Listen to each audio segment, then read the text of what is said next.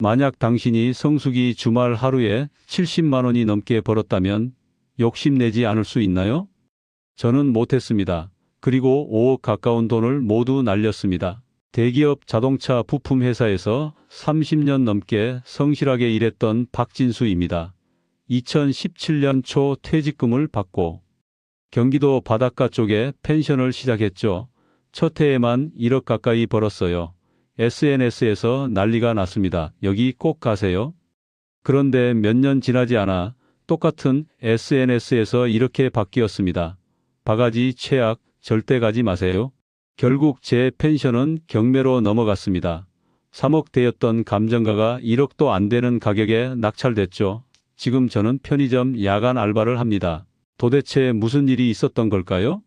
지금부터 그때의 기록을 들려드리겠습니다. 시청 전 구독과 좋아요를 누르시면 로또에 당첨되는 행운이 올 수 있습니다.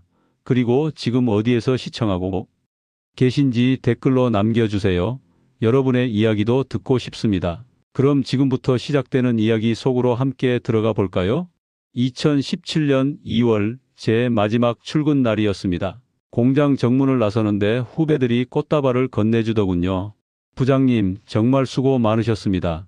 그 말에 32년이란 시간이 주마등처럼 스쳐 지나갔습니다. 1985년 26의 나이로 입사해서 생산관리팀 말단 사원부터 시작했죠. 밤낮 없이 일했습니다. 주말도 반납하고 명절도 반납했어요. 덕분에 부장까지 올라갔고 회사에서는 저를 믿고 중요한 프로젝트를 맡겼습니다. 되돌아보니 참 성실하게 살았다는 생각이 들었어요. 한 번도 지각한 적 없고 한 번도 사고 친 적 없었거든요. 그렇게 모은 퇴직금이 3억 2천만 원이었습니다. 세금 떼고 실수령액으로 받은 돈이죠. 통장에 찍힌 그 숫자를 보는 순간 가슴이 벅차올랐습니다. 이제 우리 가족 좀 편하게 살 수 있겠구나. 집에 돌아와 아내에게 말했습니다. 여보, 퇴직금 나왔어. 3억 2천. 아내는 눈물을 글썽이며 제 손을 꼭 잡았어요. 당신 고생 많았어. 이제 좀 쉬어도 돼. 우리 부부는 그날 저녁 오랜만에 외식을 했습니다. 고깃집에서 삼겹살 몇 인분 시키고 소주 한잔 하는데 정말 행복했어요. 그런데 며칠 뒤부터 고민이 시작됐습니다.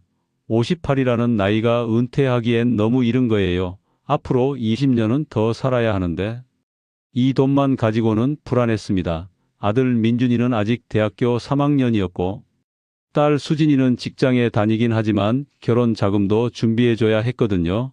뭔가 해야 하는데 그 생각이 머릿속을 떠나지 않았습니다. 어느 주말 아내와 함께 드라이브를 나갔습니다.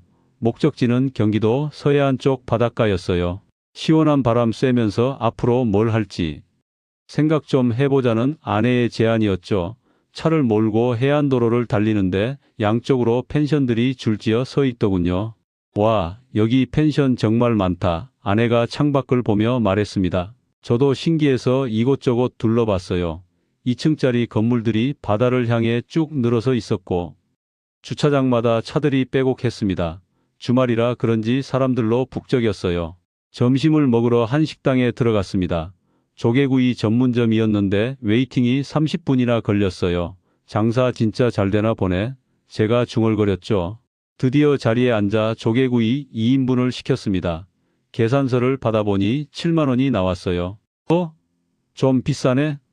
했지만 바다 앞이니까 그러려니 했습니다. 식사를 마치고 나오는데 옆 테이블 사장님으로 보이는 분이 직원에게 말하더군요. 오늘 매출 괜찮네. 이 정도면 이번 주말만 500은 넘기겠어. 그 말이 제 귀에 꽂혔습니다. 주말 이틀에 500만 원이라니 한 달이면 2천만 원이 넘는 거잖아요. 해안도로를 따라 더 걸어가 봤습니다. 펜션 입구마다 만실 팻말이 붙어 있었어요. 한 펜션 앞에서 잠깐 구경하고 있는데 사장님으로 보이는 분이 나와서 말을 걸었습니다. 구경하세요? 다음 주말은 아직 방 하나 남았는데. 아, 네, 그냥 구경만 하고 있어요. 제가 답했죠. 그분이 웃으며 말했습니다. 요즘 주말엔 미리 예약 안 하면 방 구하기 힘들어요. 저희도 한 달 전부터 예약 받거든요. 차로 돌아오는 길에 아내가 말했습니다. 여보, 펜션 사업 어때?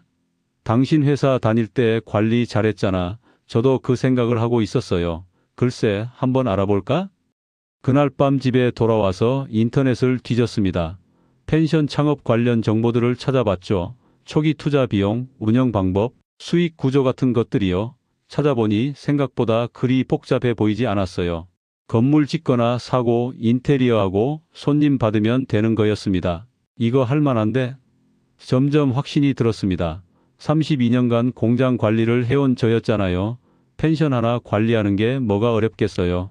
오히려 제 경험을 살릴 수 있을 것 같았습니다. 며칠 뒤 가족 회의를 열었습니다. 아내와 딸 수진이, 아들 민준이를 모두 모아놓고 말했죠. 내가 펜션 사업을 해볼까 하는데 어떻게 생각해? 아내가 먼저 찬성했습니다. 나는 좋아. 당신이 집에만 있으면 답답할 것 같아. 뭔가 하는 게 낫지. 딸 수진이도 고개를 끄덕였어요. 아빠 관리 능력 좋으시잖아요. 잘하실 것 같은데요? 아들 민준이만 조금 걱정스러운 표정이었습니다. 아빠, 근데 돈이 많이 들잖아요. 괜찮아요? 제가 웃으며 답했죠. 퇴직금도 있고 은행 대출 조금 받으면 될 것 같아. 아빠가 다 알아서 할게. 그렇게 결정이 났습니다. 2017년 3월부터 본격적으로 물건을 알아보기 시작했어요. 경기도 서해안 쪽을 집중적으로 돌아다녔습니다. 매물로 나온 펜션들도 보고 땅만 있는 곳도 봤죠. 한 달 정도 알아본 끝에 마음에 드는 물건을 찾았습니다. 바다가 바로 앞에 보이는 대지 100평 정도 되는 땅이었어요. 건물은 없었지만 위치가 정말 좋았습니다. 가격은 2억이었고요. 여기에 건물을 지으면 괜찮겠다 싶었습니다. 건축비를 알아보니 2층짜리 펜션으로 객실 5개 정도 만들려면 2억 정도 더 들어간다고 했어요. 거기에 인테리어랑 가구, 찝기까지 하면 1억은 더 필요했습니다. 총 5억이 필요한 거였죠. 제 퇴직금은 3억 2천만 원이었습니다. 부족한 돈은 은행 대출을 받기로 했어요. 1억 8천만 원을 대출받았습니다. 이자는 연 4% 정도였고 원금 상환은 유예하고 이자만 내는 조건이었죠. 계산해보니 월 60만 원 정도 나왔습니다. 이 정도는 충분히 감당할 수 있어 저는 자신이 있었습니다. 주변 펜션들 보니까 성수기엔 하루에 100만 원씩도 벌던데 월 60만 원 이자가 뭐가 문제겠어요. 2017년 5월 드디어 계약을 했습니다. 땅을 사고 건축 계약도 체결했어요. 시공사와 상담하면서 제가 직접 설계에도 참여했습니다. 32년간 공장 관리하면서 쌓은 노하우를 여기서 다 쏟아부었죠. 객실은 오션뷰가 다 보이게 해주세요. 그리고 각 방마다 독립적인 테라스도 만들어주세요. 디테일 하나하나까지 신경 썼습니다. 욕실도 넓게, 침대도 킹사이즈로, 가구는 고급스럽게 하되 실용적으로요. 공사 기간 동안 저는 거의 매일 현장에 나갔습니다. 아침 일찍 나가서 저녁 늦게까지 감리를 했어요. 시공이 제대로 되고 있는지 일일이 확인했습니다. 아내는 걱정했지만 저는 즐거웠어요. 이게 내 일이야. 당연히 열심히 해야지. 6개월간의 공사 끝에 2017년 11월 드디어 펜션이 완공됐습니다. 건물을 보는 순간 정말 뿌듯했어요. 하얀색 외관의 큰 창문들, 바다가 한눈에 들어오는 테라스, 제가 상상했던 것보다 훨씬 멋있게 나왔습니다. 펜션 이름은 바다향기로 정했습니다. 아내가 지은 이름이었죠. 바다 냄새 맡으면서 쉬어가시라는 의미야. 간판도 예쁘게 만들었습니다. 객실은 총 5개였어요. 1층에 일반 객실 2개, 2층에 일반 객실 2개와 풀빌라 1개였습니다. 풀빌라는 제일 넓고 좋은 방이었죠. 전용 수영장까지 있었습니다. 인테리어도 직접 신경 써서 했습니다. 침대는 전부 호텔용 매트리스로, TV는 55인치 대형으로, 욕실은 대리석으로 마감했어요.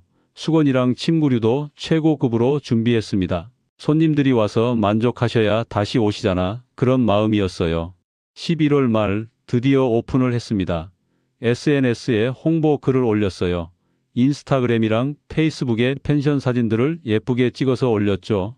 신규 오픈, 첫 달 특가 이런 문구와 함께요. 첫 주말 예약이 3건 들어왔습니다. 많지는 않았지만 시작치고는 괜찮았어요. 첫 손님을 맞이하는 날 아내랑 저는 새벽부터 청소하고 준비했습니다. 첫 인상이 중요해. 모든 걸 완벽하게 준비했죠. 손님들이 도착했습니다. 30대 부부와 아이들이었어요. 방을 안내해 드리면서 이것저것 설명했습니다. 불편한 거 있으면 언제든 연락 주세요. 최선을 다해 친절하게 대했죠. 다음 날 체크아웃 할 때 그 손님이 말했습니다. 정말 좋았어요. 다음에 또 올게요. 그 말 한마디에 보람을 느꼈습니다. 감사합니다. 다음에 또 오세요. 첫 달 매출은 300만 원 정도 나왔습니다. 생각보다 적었지만 이제 시작이니까 괜찮다고 생각했어요. 게다가 비수기였거든요. 봄 되면 손님 많이 올 거야. 12월도 비슷했습니다. 주말에만 가끔 예약이 들어왔어요. 평일은 거의 비어 있었죠. 그래도 저는 조급해하지 않았습니다. 차근차근 준비하면 된다고 생각했거든요. 그 시기에 저는 정말 성실했습니다. 매일 펜션을 청소하고 정리했어요. 손님이 없어도 언제든 받을 수 있게 깨끗하게 유지했죠. 아내도 적극적으로 도와줬습니다. 우리 열심히 하면 분명 잘 될 거야. 그때까지만 해도 저는 평범한 사람이었습니다. 가족을 위해 성실하게 일하고 정직하게 장사하려는 평범한 가장이었어요. 욕심도 없었고 바가지 같은 건 생각도 안 했습니다. 하지만 그건 아직 돈맛을 보기 전이었습니다. 2018년 봄이 왔습니다. 날씨가 따뜻해지면서 주말 예약이 조금씩 늘기 시작했어요. 3월 첫째 주에 5건, 둘째 주에 7건, 셋째 주에는 9건까지 들어왔습니다. 내가 뭐라고 했어? 봄 되면 손님 온다니까. 아내에게 자랑스럽게 말했죠. 4월부터는 본격적으로 바빠졌습니다. 주말이면 거의 만실이었어요. 평일에도 가끔 예약이 들어오기 시작했죠. SNS 홍보도 열심히 했습니다. 인스타그램에 예쁜 사진들 올리고 해시태그도 달고요. 그러던 어느 날 인플루언서 한 명이 우리 펜션에 왔습니다. 팔로워가 10만 명 넘는 여행 블로거였어요. 사전에 연락도 없이 그냥 예약하고 온 거였죠. 체크아웃하면서 말하더군요. 사진 찍어도 될까요? 제 인스타에 올리려고요. 그럼요. 얼마든지 찍으세요. 저는 흔쾌히 허락했습니다. 며칠 뒤 그 블로그가 올린 게시물을 봤는데 깜짝 놀랐어요. 우리 펜션 사진들이 정말 예쁘게 나왔더라고요. 그리고 글도 좋게 써줬습니다. 바다 뷰 미쳤고요. 침구도 완전 깨끗. 사장님도 친절하셨어요. 강추. 그 게시물에 좋아요가 3,000개 넘게 달렸습니다. 댓글도 수백 개 달렸어요. 여기 어디예요? 예약 어떻게 해요? 이런 질문들이 쏟아졌죠. 그날부터 전화가 미친 듯이 걸려왔습니다. 다음 주말 방 있어요? 풀빌라 예약 가능한가요? 하루에 전화를 20통 넘게 받았어요. 예약 문의가 폭주했습니다. 순식간에 5월 주말 예약이 다 찼습니다. 6월 주말도 절반 이상 예약이 들어왔어요. 이게 무슨 일이야? 저는 믿기지 않았습니다. 불과 한 달 전만 해도 한가했는데 갑자기 이렇게 바빠진 거예요. 5월 매출을 계산해 봤습니다. 1,800만 원이 나왔어요. 처음으로 월 1,500만 원을 넘긴 거였죠. 고정비 빼고 나니 순이익이 1,200만 원 정도 됐습니다. 한 달에 1,000만 원 넘게 번 거예요. 여보, 우리 대박 났어. 아내에게 통장을 보여줬습니다. 아내도 놀라서 눈이 휘둥그레졌죠. 헐, 진짜? 이게 한 달 매출이야? 응, 이제 시작이야. 여름 되면 더 벌 거야. 저는 자신감이 넘쳤습니다. 여름이 다가오면서 예약은 더욱 폭주했습니다. 7월과 8월은 벌써부터 주말이 다 찼어요. 평일도 절반 이상 예약이 들어왔습니다. 전화 받는 게 일이 될 정도였죠. 가격도 조금씩 올렸습니다. 처음에 풀빌라를 주말 기준 50만 원에 받았는데 수요가 많으니까 60만 원으로 올렸어요. 그래도 예약이 계속 들어왔습니다. 이 정도 가격은 적정해. 그렇게 생각했죠. 일반 객실도 15만 원에서 20만 원으로 올렸습니다. 비수기 평일 가격이었던 10만 원도 12만 원으로 조정했어요. 그런데도 예약이 끊이질 않았습니다. 6월 매출은 2,500만 원을 넘겼습니다. 순이익만 2천만 원 가까이 됐어요. 반년 만에 대출 이자는 물론이고 원금도 갚을 수 있겠다는 생각이 들었죠. 그 무렵 주변 펜션 사장님들과 알게 됐습니다. 근처에서 펜션 운영하시는 분들이었어요. 같은 해안도로변에 있다 보니 자연스럽게 인사하게 됐죠. 한 번은 같이 저녁을 먹었습니다. 소주 한잔하면서 이런저런 얘기를 나눴어요. 다들 장사가 잘 된다고 했습니다. 요즘 미친 듯이 바쁘지? 맞아, 주말은 진짜 정신없어. 그중 한 분이 말했습니다. 근데 우리 너무 싸게 받는 거 아니야? 다른 데 보면 우리보다 비싼 데도 많던데. 다른 분도 맞장 구쳤어요. 맞아. 조금 더 받아도 손님들 올 것 같은데. 그 말이 제 머릿속에 남았습니다. 돌아오는 길에 생각해 봤어요. 지금도 예약이 넘치는데 가격을 더 올려도 되지 않을까? 어차피 주말은 다 차는데. 조금 비싸게 받으면 더 벌 수 있잖아. 아내와 상의했습니다. 여보, 주말 가격 좀 더 올릴까? 지금도 예약 밀려서 받지도 못하는 손님들이 많아. 아내도 동의했어요. 그래, 수요가 있으면 가격 올리는 게 맞지. 7월부터 주말 가격을 대폭 올렸습니다. 풀빌라를 70만 원으로, 일반 객실을 25만 원으로 책정했어요. 그런데도 예약은 계속 들어왔습니다. 오히려 비싸도 좋으니 예약해 주세요라는 손님들도 있었죠. 7월 매출은 3,200만 원이 나왔습니다. 한 달에 3천만 원이 넘는 돈을 번 거예요. 순이익만 2,500만 원 정도였습니다. 이전 직장에서 부장으로 일할 때 월급이 600만 원 정도였는데 그것보다 몇 배를 버는 거였죠. 통장 잔고가 빠르게 불어났습니다. 8월도 비슷하게 벌었어요. 2달 만에 5천만 원 가까이 모았습니다. 대출 원금을 조금씩 갚아 나가기 시작했죠. 그때 저는 정말 행복했습니다. 가족도 행복해했어요. 수진이가 말했죠. 아빠 진짜 대단하다. 회사 다닐 때보다 훨씬 많이 버시네. 민준이도 자랑스러워했습니다. 아빠 친구들한테 자랑했어. 우리 아빠 펜션 한다고. 아내와 저는 오랜만에 여유로운 시간을 가졌습니다. 비수기 평일에는 손님이 없으니까 둘이서 근처 맛집도 다니고 영화도 보러 갔어요. 이렇게 사는 게 진짜 인생이지, 그런 생각이 들었습니다. 9월에 접어들면서 비수기가 시작됐습니다. 주중 예약이 확 줄었어요. 그래도 주말은 여전히 붐볐죠. 한 달 매출이 1,500만 원 정도로 떨어졌지만 그래도 나쁘지 않았습니다. 10월, 11월도 비슷했습니다. 주말만 장사가 됐어요. 그래도 월 1,200만 원에서 1,500만 원 정도는 꾸준히 벌었습니다. 순이익으로 1천만 원 정도 남았죠. 2018년 한 해를 정리해 봤습니다. 총 매출이 2억 3천만 원 정도 나왔어요. 각종 비용 빼고 순이익이 1억 5천만 원 정도 됐습니다. 대출 이자 내고도 1억 넘게 남은 거였죠. 첫 해에 이 정도면 대박이지. 저는 뿌듯했습니다. 대출금도 5천만 원 정도 갚았어요. 남은 대출이 1억 3천만 원 정도였습니다. 내년에도 이렇게만 하면 2년 안에 대출 다 갚겠네. 연말에 가족들과 외식을 했습니다. 좀 비싼 한정식집에 가서 제대로 한턱 냈어요. 올해 우리 가족 모두 수고했어. 내년에도 화이팅. 건배를 했죠. 그날 밤 잠자리에 들면서 아내에게 말했습니다. 여보, 내가 이 결정 정말 잘한 것 같아. 퇴직금으로 펜션 한 거. 아내도 웃으며 답했어요. 그러게, 나도 그 생각해. 당신 덕분에 우리 편하게 사네. 저는 만족스러웠습니다.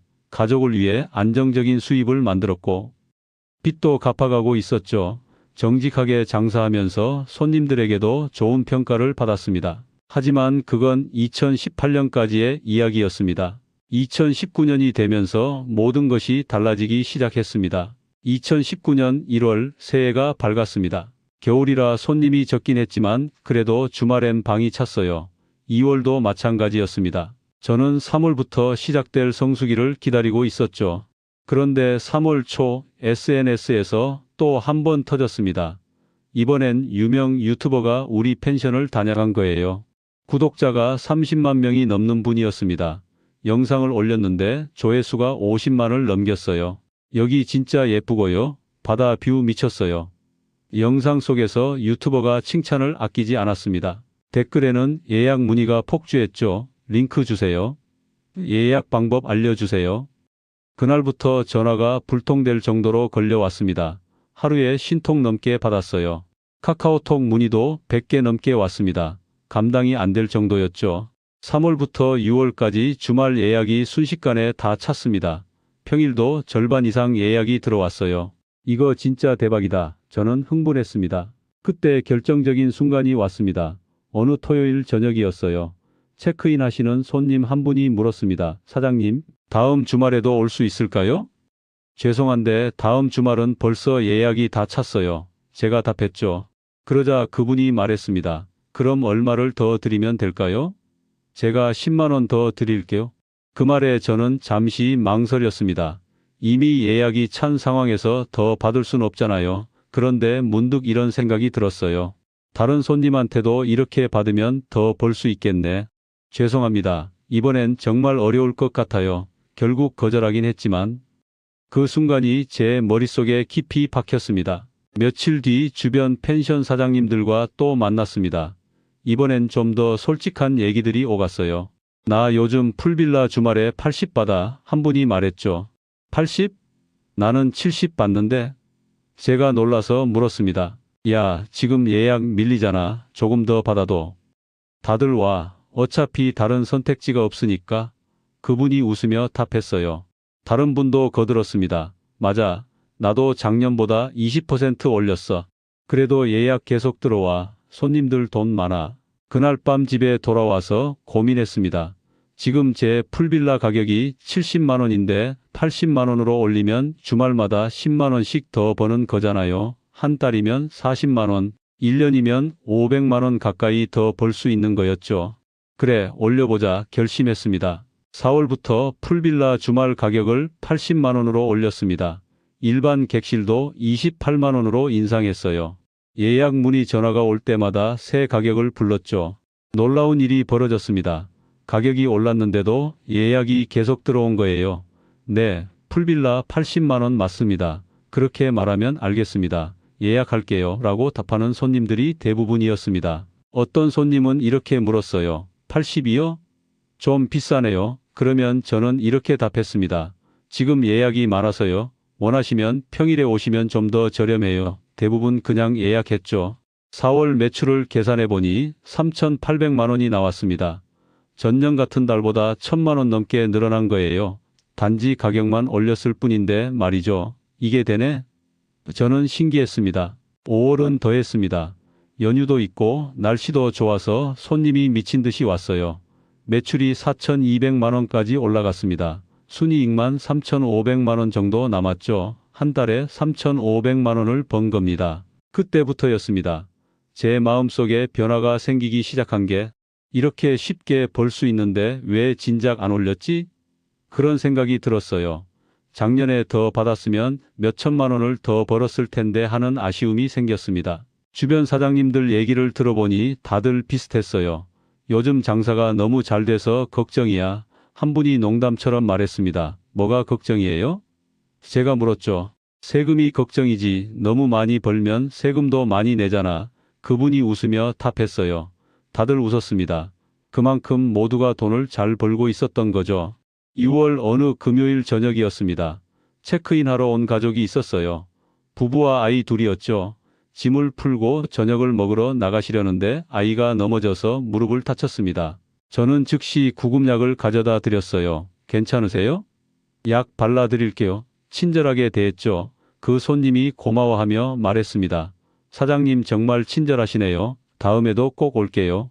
그 순간 제 머릿속엔 이런 생각이 스쳤습니다. 다음에 오시면 더 받아야지.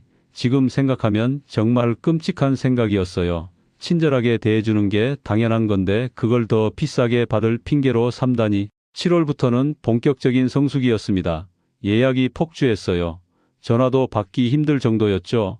그런데 그때부터 제가 달라지기 시작했습니다. 예약 전화가 오면 이렇게 말했어요. 지금 성수기라 가격이 좀 올랐어요. 풀빌라 90만 원입니다. 70만 원에서 90만 원으로 무려 20만 원이나 올린 거였죠. 90만 원요? 너무 비싼 거 아니에요? 손님이 놀라서 물었습니다. 죄송해요. 지금 예약이 너무 많아서요. 원하시면 8월 평일로 오시면 조금 싸요. 저는 태연하게 답했습니다. 절반 정도는 비싸네요. 라며 끊었지만 절반은 그냥 예약했어요. 알겠습니다. 예약할게요. 그렇게 말하는 손님들이 있었던 거죠. 7월 매출이 4,800만 원까지 올라갔습니다. 한 달에 5천만 원 가까이 번 겁니다. 순이익이 4천만 원 정도 남았어요. 믿기지 않는 숫자였죠. 통장을 확인할 때마다 가슴이 뛰었습니다. 돈이 쌓여가는 게 보였거든요. 이게 바로 돈맛이구나. 처음으로 그런 걸 느꼈습니다. 아내도 좋아했어요. 여보, 우리 이 정도면 내년에 대출 다 갚겠다. 함께 기뻐했죠. 수진이한테는 새 차를 사줬습니다. 아빠 대박, 고마워. 딸이 좋아하는 모습을 보니 뿌듯했어요. 민준이 대학 등록금도 한 번에 냈습니다. 예전엔 학자금 대출을 받게 했었는데 이번엔 제가 전액 내줬죠. 아빠 감사합니다. 아들도 고마워했습니다. 가족들이 행복해하는 모습을 보니 제가 잘하고 있다는 확신이 들었어요. 이렇게 벌어서 가족한테 잘해주는 게 뭐가 나쁘지? 그렇게 스스로를 합리화했습니다. 8월도 비슷했습니다. 성수기라 미친 듯이 바빴어요. 하루도 쉬지 못했죠. 그런데 피곤한 것보다 돈이 들어오는 게 더 좋았습니다. 조금만 더 버티자 그렇게 생각했어요. 8월 매출도 4,500만 원 정도 나왔습니다. 2달 만에 9천만 원 넘게 번 거였죠. 순이익만 7,500만 원이었습니다. 2019년 상반기를 정리해보니 총 매출이 2억 5천만 원 정도 됐어요.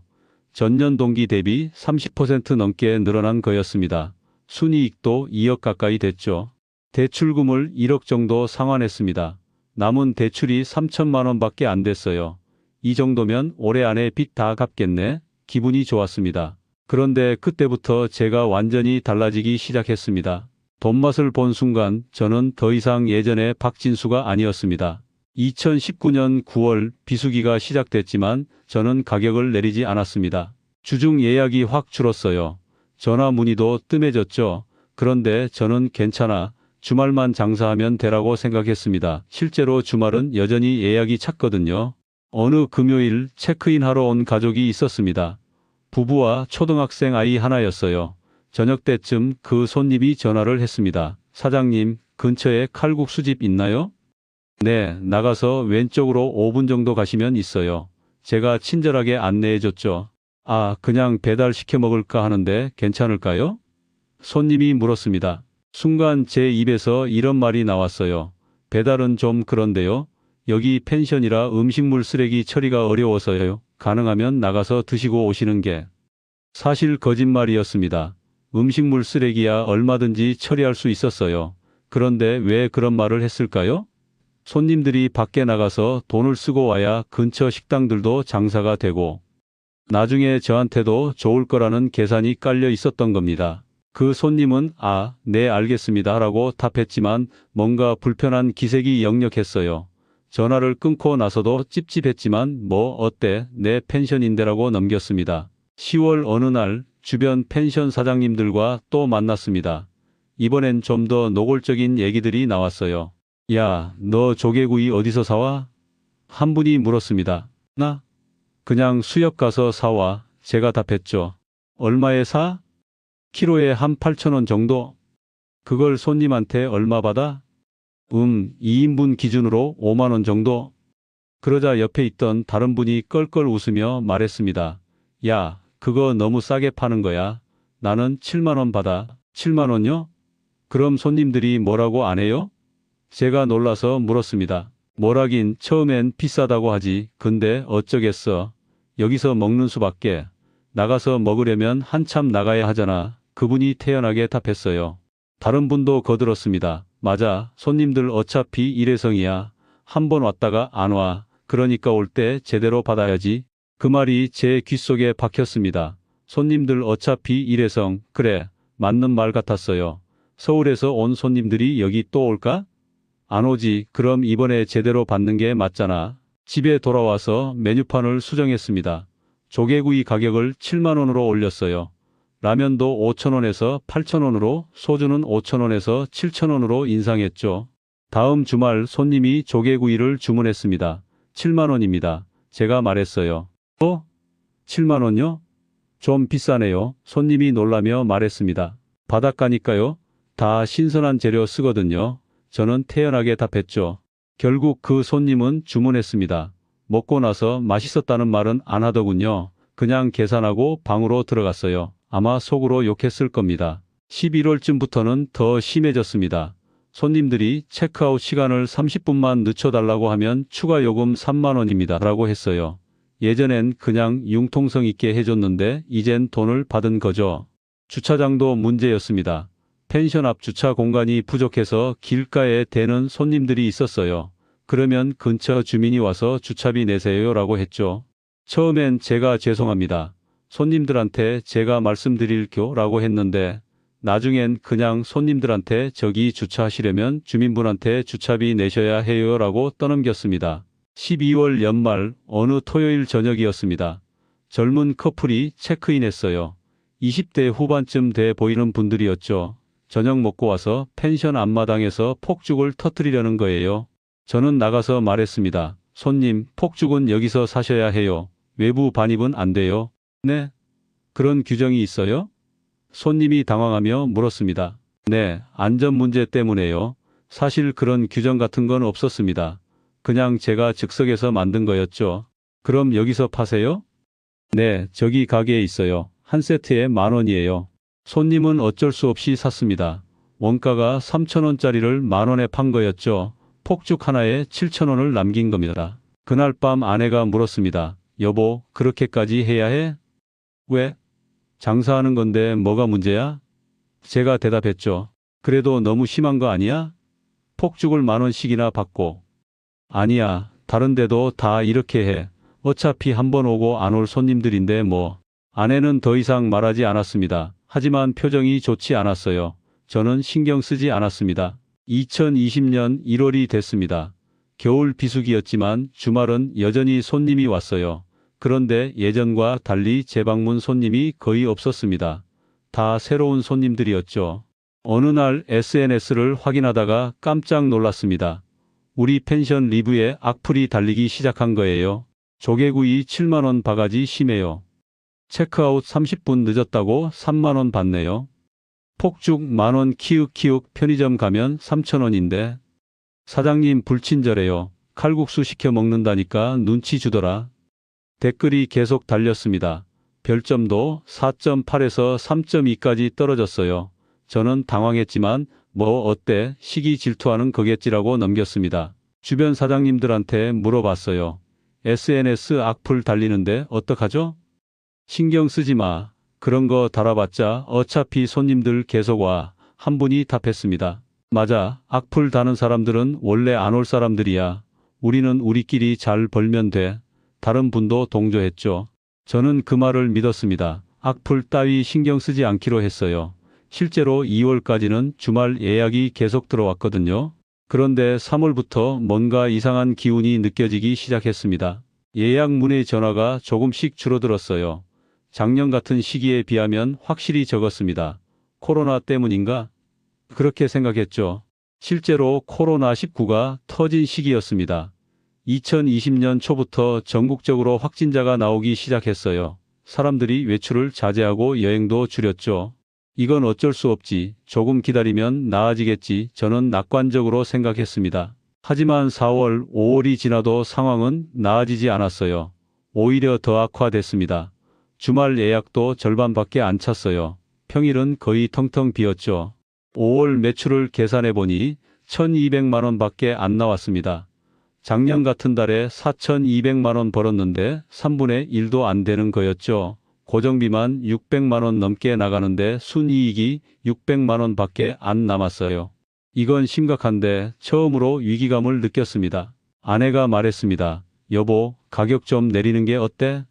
손님이 너무 없잖아. 아니야, 가격 내리면 안 돼. 그럼 손해야. 저는 고집을 부렸습니다. 그래도 지금처럼 손님이 없으면 어떡해? 괜찮아. 코로나 끝나면 다시 올 거야. 하지만 코로나는 끝나지 않았습니다. 6월, 7월에도 상황은 나아지지 않았어요. 성수기인데도 작년의 절반밖에 손님이 오지 않았습니다. SNS 악플은 계속 늘어났습니다. 여기 바가지 장난 아니에요. 절대 가지 마세요. 사장님 돈밖에 모르는 분, 재방문 의사 0%? 코로나 시국에도 가격 그대로 양심 없음. 별점이 2.8까지 떨어졌습니다. 예전에 좋은 리뷰 써줬던 사람들마저 예전엔 괜찮았는데 요즘 너무 심해졌어요 라고 댓글을 달았어요. 하지만 저는 여전히 인정하지 않았습니다. 이건 일시적인 거야. 곧 좋아질 거야. 스스로를 속였죠. 그때까지만 해도 저는 몰랐습니다. 이미 돌이킬 수 없는 강을 건넜다는 걸. 바가지는 마약과 같았습니다. 한번 맛보면 끊을 수 없었어요. 그리고 그 대가는 상상 이상으로 가혹했습니다. 2020년 8월 매출이 더욱 급락했습니다. 성수기 한복판인데도 월 매출이 1,500만 원밖에 나오지 않았어요. 고정비 600만 원 내고 나면 순이익이 900만 원, 작년 같은 달에 4천만 원 남겼는데 이제 900만 원밖에 못 버는 겁니다. 더 심각한 건 대출 이자였습니다. 아직 3천만 원이 남아 있었는데 매달 10만 원씩 이자를 내야 했어요. 순이익에서 이자 내고 생활비 쓰고 나면 거의 남는 게 없었죠. 여보, 우리 적금 좀 깨야 할 것 같아. 아내가 조심스럽게 말했습니다. 뭐? 적금을? 왜? 제가 놀라서 물었어요. 생활비가 부족해. 요즘 수입이 너무 적잖아. 그래도 적금까지 깨진 말자. 조금만 참으면 돼. 하지만 9월도 비슷했습니다. 비수기가 시작되면서 매출이 800만 원대로 떨어졌어요. 고정비 빼고 나면 200만 원밖에 안 남았습니다. 한 달을 200만 원으로 살아야 하는 거였죠. 10월 드디어 적금을 깼습니다. 5천만 원짜리 적금이었어요. 아내가 몇 년간 모은 돈이었죠. 미안해. 조금만 버티자. 내년엔 나아질 거야. 아내를 위로했지만 표정이 어두웠습니다. 11월 어느 날 큰일이 터졌습니다. 펜션 1층에 물이 샌 거예요. 배관이 터진 거였죠. 수리기사를 불렀더니 수리비가 500만 원이라고 했습니다. 500만 원요? 너무 비싼 거 아니에요? 제가 항의했어요. 배관 전체를 교체해야 해서 그래요. 안 하시면 나중에 더 큰일 나요? 기사님이 답했습니다. 어쩔 수 없이 수리를 했습니다. 적금에서 500만 원이 나간 거죠. 남은 적금이 4,500만 원이 됐습니다. 12월에도 손님이 거의 없었어요. 주말에도 방 하나 정도만 예약이 들어왔습니다. 한 달 매출이 400만 원밖에 안 나왔어요. 고정비도 못 내는 수준이었죠. 결국 적금에서 또 돈을 꺼냈습니다. 200만 원을 인출해서 고정비를 냈어요. 남은 적금이 4,300만 원. 2020년 한 해를 정리해보니 참담했습니다. 총 매출이 1억 2천만 원, 전년 대비 절반도 안 되는 거였어요. 순이익은 5천만 원 정도였는데 그나마 적금 깨서 메운 돈이었죠. 연말에 가족들이 모였습니다. 분위기가 무거웠어요. 수진이가 조심스럽게 물었습니다. 아빠, 괜찮으세요? 응, 괜찮아. 코로나 때문에 일시적으로 어려운 거야. 저는 웃으며 답했지만 속은 타들어갔습니다. 민준이도 걱정스러운 표정이었어요. 아빠, 제가 아르바이트라도 해볼까요? 아니야, 너는 공부나 열심히 해. 아빠가 알아서 할게.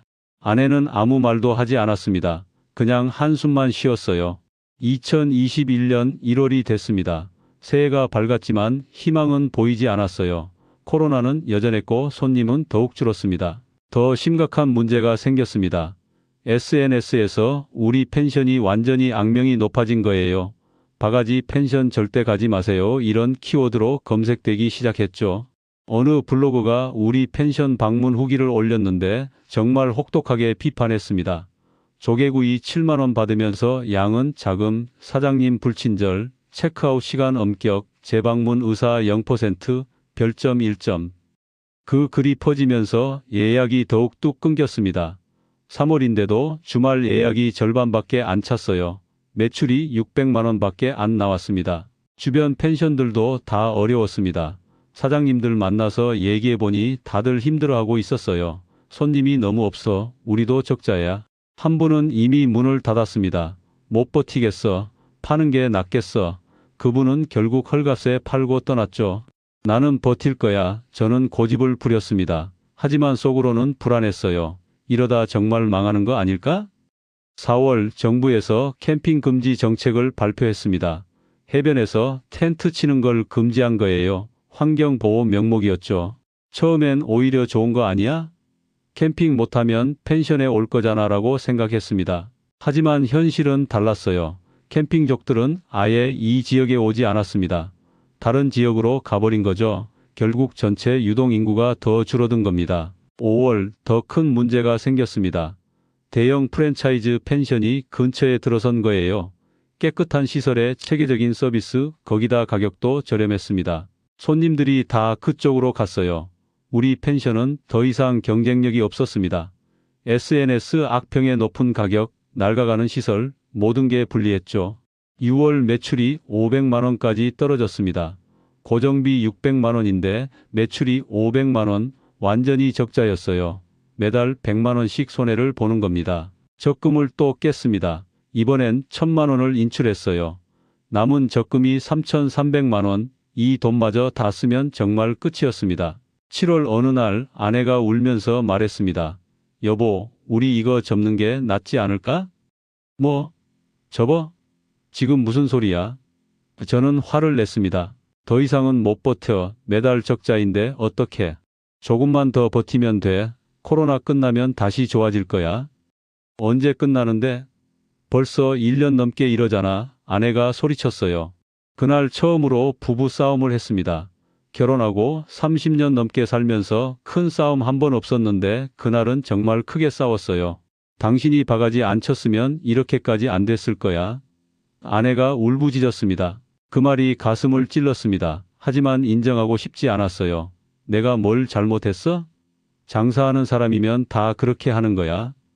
다른 펜션들 봐. 양심적으로 하는 데도 많아. 근데 당신은? 저는 더 이상 듣고 싶지 않아서 밖으로 나갔습니다.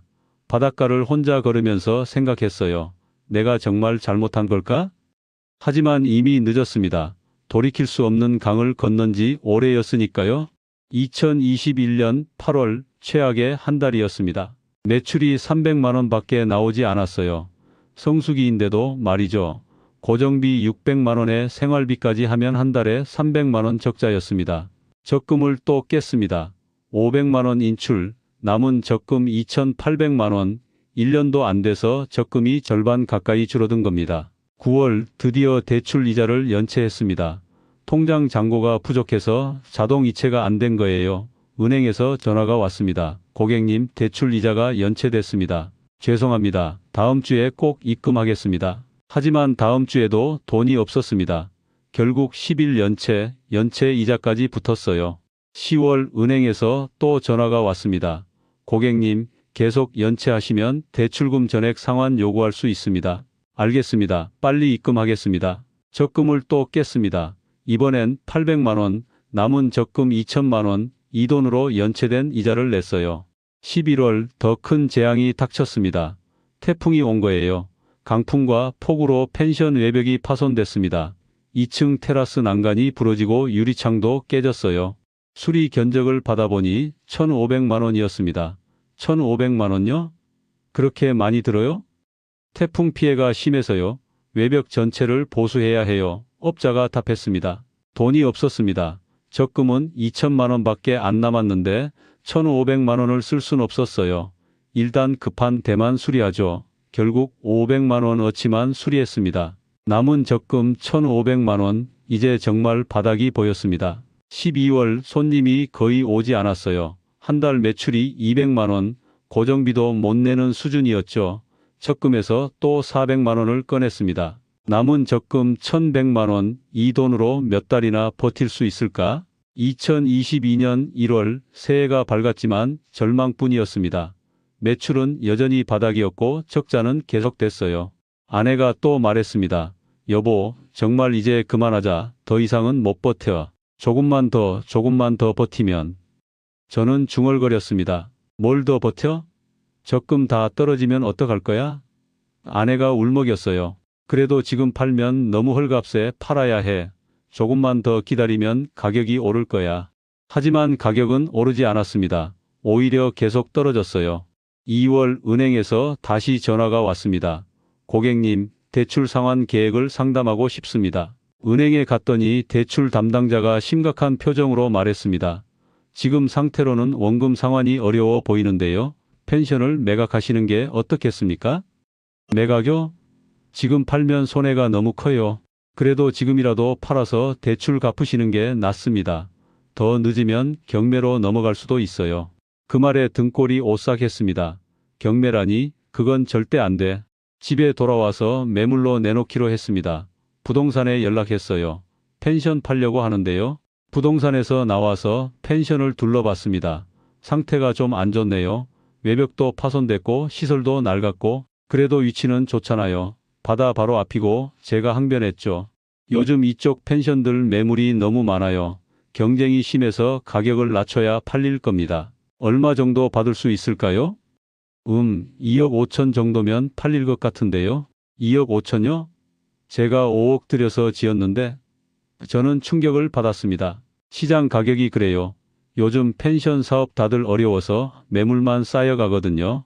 어쩔 수 없이 2억 5천만 원의 매물로 내놓았습니다. 하지만 연락이 오지 않았어요. 한 달이 지나도 두 달이 지나도 아무도 관심을 보이지 않았습니다. 4월 부동산에서 연락이 왔습니다. 가격을 더 내리셔야 할 것 같아요. 2억으로 해보시죠. 2억이요? 그럼 대출도 못 갚는데 그래도 지금은 파는 게 급선무 아닙니까? 결국 2억으로 내렸습니다. 그래도 연락이 없었어요. 5월 적금이 바닥났습니다. 마지막 남은 300만 원을 인출했어요. 이제 정말 한 푼도 없었습니다. 대출 이자를 또 연체했습니다. 이번엔 2개월 연체, 은행에서 경고장이 날아왔어요. 대출금 전액 상환하지 않으면 법적 조치를 취하겠습니다. 6월 드디어 경매 통지서가 날아왔습니다. 은행에서 경매를 신청한 거예요. 경매 개시 결정, 감정가 3억 5천만 원, 손에 든 종이가 떨렸습니다. 경매라니 이게 현실인가? 아내에게 보여줬습니다. 여보, 경매 통지서가. 아내는 그 종이를 보더니 주저앉아 울었습니다. 이제 어떻게? 저도 같이 울었습니다. 32년간 모은 퇴직금, 아내가 몇 년간 모은 적금, 모든 게 사라지는 순간이었어요. 7월 첫 경매가 열렸습니다. 감정가 3억 5천만 원, 하지만 유찰됐어요. 아무도 입찰하지 않은 겁니다. 8월 두 번째 경매, 최저가 2억 8천만 원으로 낮아졌지만 역시 유찰. 9월 세 번째 경매, 최저가 2억 2천만 원, 또 유찰. 10월 네 번째 경매, 최저가 1억 8천만 원, 이번에도 유찰. 그 과정을 지켜보는 게 정말 고통스러웠습니다. 제가 5억 들여서 지은 펜션이 점점 헐값이 되어가는 걸 보는 게. 11월 다섯 번째 경매, 최저가 1억 4천만 원, 드디어 한 분이 입찰했습니다. 하지만 낙찰가는 8,500만 원이었습니다. 감정가 3억 5천만 원의 4분의 1도 안 되는 가격. 경매 결과를 통보받은 날, 저는 펜션 거실 바닥에 주저앉았습니다. 5억 투자해서 8,500만 원 받은 거예요. 4억 1,500만 원 손해를 본 겁니다. 게다가 대출금 3천만 원은 여전히 남아 있었습니다. 경매 대금으로 대출을 갚고 나니 제 손에 남은 건 5,500만 원, 5억이 5,500만 원이 된 겁니다. 아니, 대출 3천만 원 갚아야 하니까 실제로는 2,500만 원밖에 안 남은 거죠. 아내가 멀리서 등을 돌리고 서 있었습니다. 뭐라고 말을 걸 수가 없었어요. 제가 모든 걸 망쳤으니까. 12월 펜션을 비워야 했습니다. 낙찰자가 명도를 요구한 거예요. 짐을 싸면서 눈물이 났습니다. 5년간의 추억들, 처음 오픈했을 때의 기쁨, 손님들의 웃음소리, 가족들의 행복했던 순간들, 모든 게 주마등처럼 스쳐 지나갔습니다. 마지막 날 펜션 문을 잠그고 나오면서 뒤돌아봤습니다. 바다향기라는 간판이 바람에 흔들리고 있었어요. 미안해, 정말 미안해. 누구한테 하는 말인지도 모르겠었습니다. 손님들한테? 가족한테? 아니면 저 자신한테? 차를 타고 떠나면서 백미러로 펜션을 마지막으로 봤습니다. 점점 작아지는 건물을 보면서 생각했어요. 내가 욕심만 안 부렸어도, 바가지만 안 썼어도. 하지만 이미 늦었습니다. 모든 게 끝난 겁니다. 2023년 1월 우리 가족은 작은 빌라로 이사했습니다. 전세 5천만 원짜리 빌라였어요. 경매 대금 남은 돈으로 전세금 내고 나니 생활비는 거의 없었습니다. 이제 어떡하지 막막했습니다. 60세 나이에 다시 취업을 한다는 게 쉬운 일이 아니었거든요. 구인 사이트를 뒤졌습니다. 하지만 60세를 받아주는 곳은 많지 않았어요. 경비, 청소, 배달 같은 일자리뿐이었죠. 처음엔 자존심이 상했습니다. 대기업에서 32년 일하고 부장까지 올라간 제가 경비를 한다고? 말도 안 돼. 하지만 먹고 살아야 했습니다. 아내도 일을 나가야 한다고 했어요. 나도 마트에 가서 일할게. 여보, 미안해. 제가 말했습니다. 이제 미안하다는 말 하지 마. 일이나 하자. 아내의 목소리가 차가웠어요. 2월 편의점 야간 알바 자리를 구했습니다. 밤 10시부터 아침 6시까지 시급 9,860원. 첫 출근 날 파란색 유니폼을 입고 거울을 봤습니다. 거울 속 제 모습이 낯설었어요. 이게 나야? 편의점 사장님이 말했습니다. 할 일은 간단해요. 손님 응대하고 물건 정리하고 청소하면 돼요. 네, 알겠습니다. 고개를 숙였습니다. 첫날 밤은 정말 길었습니다. 새벽 2시쯤 손님 한 명이 들어왔어요. 라면 하나 사더니 여기서 끓여 먹어도 돼요? 라고 물었죠. 네, 그러세요. 제가 답했습니다. 라면을 끓여 드리면서 생각했어요. 불과 몇 년 전만 해도 저는 손님들한테 바가지를 씌우던 사람이었는데 이제는 라면 끓여주는 알바생이 됐네. 새벽 4시쯤 또 손님이 왔습니다. 30대 남자였는데 술에 취한 것 같았어요. 아저씨, 담배 한 갑? 네, 담배를 건네줬습니다. 아저씨 나이 많으신데 왜 여기서 일해요? 갑자기 그 손님이 물었어요. 그냥 생활비 벌려고요. 힘들겠다. 나이 드니까 일자리도 없고. 그 말에 가슴이 찔렸습니다. 하지만 뭐라 답할 수가 없었어요. 3월 어느 날 편의점에 손님 한 분이 들어왔습니다. 40대 남자였는데 얼굴이 낯익었어요. 잠시 후 그분이 저를 알아봤습니다. 박 부장님? 순간 얼어붙었습니다. 제 옛날 회사 후배였어요. 아, 안녕하세요. 어색하게 인사했습니다. 부장님, 여기서 뭐 하세요? 그분이 놀란 표정으로 물었어요. 아, 그냥 일 좀 하고 있어요. 일이요? 편의점에서요? 네. 어색한 침묵이 흘렀습니다. 그분은 음료수 하나 사고 나갔어요. 그럼 수고하세요. 문이 닫히고 나서 눈물이 났습니다. 32년간 쌓아온 자존심이 무너지는 소리가 들렸어요. 4월 아내도 마트에서 일을 시작했습니다. 오전 9시부터 오후 6시까지 시급 9,860원. 저는 밤에 일하고 아내는 낮에 일했어요. 얼굴 볼 시간도 거의 없었습니다.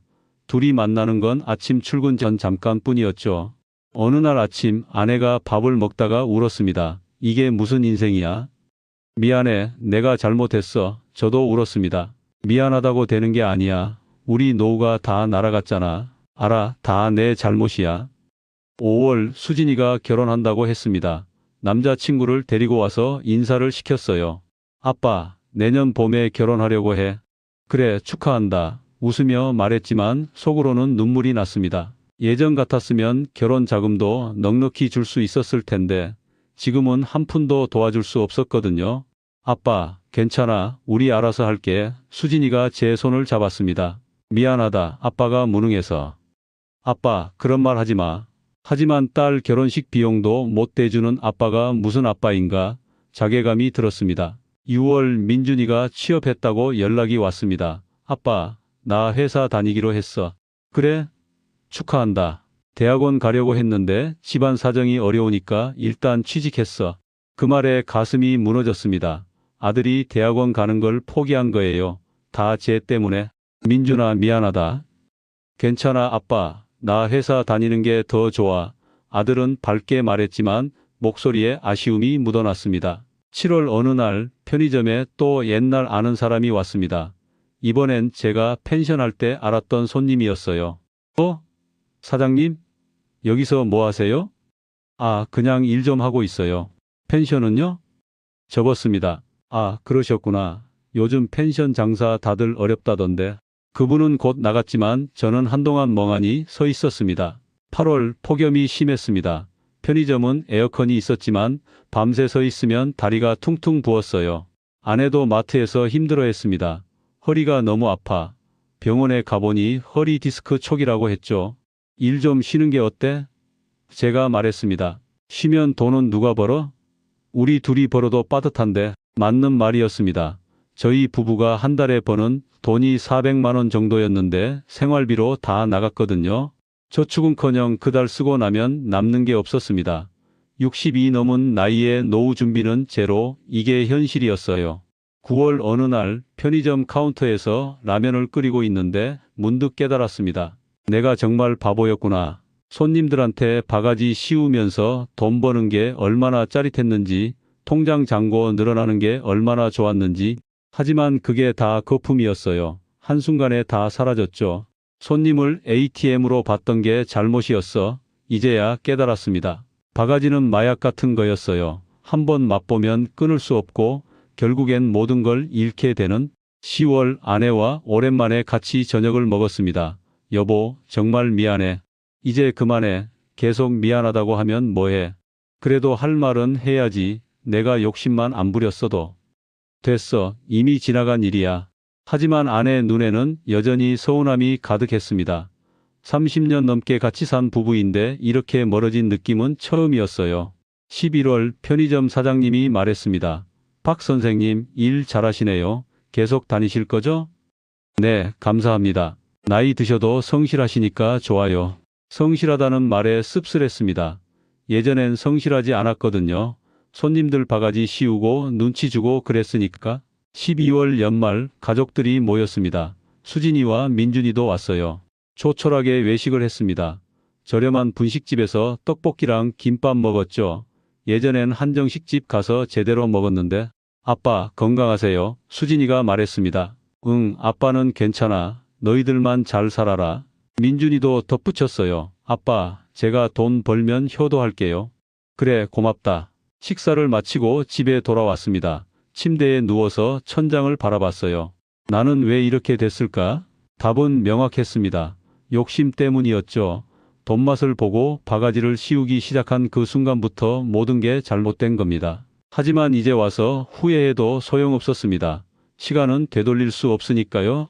다만 한 가지, 제 이야기가 누군가에게 교훈이 되었으면 하는 바람뿐이었습니다. 2024년 어느 봄날 저는 공원 벤치에 앉아 있습니다. 편의점 야간 근무를 1년 넘게 하고 있어요. 이제는 익숙해졌죠. 파란 유니폼 입고 라면 끓이는 것도. 오늘은 쉬는 날이라 공원에 나왔습니다. 혼자 앉아서 지난 시간들을 돌아봤어요. 2017년 펜션을 시작할 때만 해도 저는 평범한 사람이었습니다. 가족을 위해 안정적인 수입을 만들고 싶었을 뿐이었죠. 처음 1년은 정말 성실했어요. 손님들한테 친절했고 가격도 양심적이었습니다. 그때는 행복했어요. 하지만 2018년 돈맛을 보면서 모든 게 변했습니다. 가격을 올려도 손님이 오니까 계속 올렸어요. 바가지를 씌워도 예약이 차니까 더 심하게 했죠. 어차피 일회성 손님이라는 생각이 독이 됐습니다. 다시 안 올 손님이니까 이번에 제대로 벌어야 한다는 마인드. 조개구이 7만원, 라면 8,000원, 폭죽 1만원, 체크아웃 늦으면 추가 요금, 칼국수만 시키면 눈치. 지금 생각하면 정말 부끄럽습니다. 어떻게 그렇게 할 수 있었을까? 그렇게 2년 동안은 정말 많이 벌었어요. 1억 넘게 벌었죠. 통장 잔고 늘어나는 게 너무 좋았습니다. 하지만 그게 다 거품이었어요. SNS 악플이 쌓이고 재방문 손님이 사라지고 입소문이 나빠지면서 손님이 뚝 끊겼죠. 코로나가 터지고 여행 트렌드가 바뀌면서 결정타를 맞았습니다. 해외여행 선호, 차박붐, 캠핑 금지까지 모든 게 불리하게 돌아갔어요. 2021년부터는 적자가 시작됐고 결국 2022년 경매로 넘어갔습니다. 5억 투자해서 8,500만 원 받았죠. 4억 넘게 손해본 겁니다. 지금 저는 편의점 알바로 근근히 살아가고 있습니다. 60세 나이에 시급 9,860원 받으면서요. 이 자리를 빌려 제가 배운 교훈을 말씀드리고 싶습니다. 첫 번째, 바가지는 단기 이익일 뿐 장기적으론 자살 행위입니다. 한 번 바가지 썼다는 소문이 나면 절대 회복할 수 없어요. 특히 요즘 같은 SNS 시대에는 악평 하나가 치명타입니다. 두 번째, 손님을 일회성으로 보는 순간 끝입니다. 어차피 다시 안 와라고 생각하면 양심을 저버리게 돼요. 그런데 그게 쌓이면 결국 아무도 안 오게 됩니다. 세 번째, 우리만 그런 게 아니야는 함정입니다. 다들 바가지 씌운다고 나도 따라하면 지역 전체가 망해요. 공멸의 길이죠. 네 번째, 돈맛은 마약과 같습니다. 한 번 많이 벌면 계속 그만큼 벌고 싶어져요. 가격 내리는 게 아까워지고 더 욕심내게 되죠. 그게 바로 파멸의 시작입니다. 다섯 번째, 트렌드 변화는 가혹합니다. 아무리 잘 나가도 시대가 바뀌면 끝이에요. 해외여행 붐, 차박 트렌드, 캠핑 문화 같은 큰 흐름을 읽지 못하면 살아남을 수 없습니다. 여섯 번째, 양심을 잃으면 다 잃습니다. 돈을 많이 벌어도 양심 없이 번 돈은 결국 다 사라져요. 그리고 가족까지 불행하게 만들죠. 일곱 번째, 후회해도 늦습니다. 이미 망가진 신뢰는 되돌릴 수 없어요. 날린 돈도 다시 못 모읍니다. 깨진 가족 관계도 쉽게 회복되지 않죠. 저는 이 모든 걸 뼈저리게 배웠습니다. 4억이 넘는 돈과 가족의 행복을 대가로 말이죠. 지금 제 이야기를 듣는 여러분께 간곡히 부탁드립니다. 장사를 하시든 투자를 하시든 절대 바가지 씌우지 마세요. 손님을 ATM으로 보지 마세요. 단기 이익에 눈멀면 장기적으론 다 잃습니다. 양심적으로 장사하고 정직하게 살아야 지속 가능해요. 저는 이제 60이 넘었고 노후 준비는 제로입니다. 앞으로 20년은 더 일해야 할 거예요. 편의점 알바든 경비든 뭐든 하면서 말이죠. 딸 결혼식 비용도 못 대줬고 아들 대학원도 포기시켰습니다. 아내와의 관계도 예전 같지 않아요. 이 모든 게 제 욕심 때문이었습니다. 만약 2018년으로 돌아갈 수 있다면 저는 절대 가격을 올리지 않을 겁니다. 바가지 같은 건 쳐다보지도 않을 거예요. 하지만 시간은 되돌릴 수 없습니다. 다만 제 실패가 누군가에게 교훈이 되길 바랄 뿐입니다. 여러분, 절대 욕심내지 마세요. 바가지 씌우지 마세요. 손님을 소중히 여기세요. 양심적으로 장사하세요. 단기 이익보다 장기 신뢰가 중요합니다. 돈을 많이 버는 것보다 지속 가능하게 버는 게 중요해요. 저처럼 모든 걸 잃고 나서 후회하지 마세요. 지금이라도 양심을 지키며 사세요. 그게 제가 4억을 잃고 배운 가장 큰 교훈입니다. 오늘 이야기가 여러분 마음에 조금이라도 와닿았다면 주변 분들과 공유해 주세요. 누군가는 제 실수를 반복하지 않을 수 있을 겁니다. 우리의 이 사연이 마음에 남았다면 좋아요를 눌러주세요. 그리고 소중한 사람들과 함께 이 이야기를 나눠주시길 바랍니다. 여러분의 한마디가 누군가에겐 큰 위로가 될 수 있습니다. 영상이 마음에 드셨다면 구독과 좋아요 응원 부탁드립니다. 감사합니다.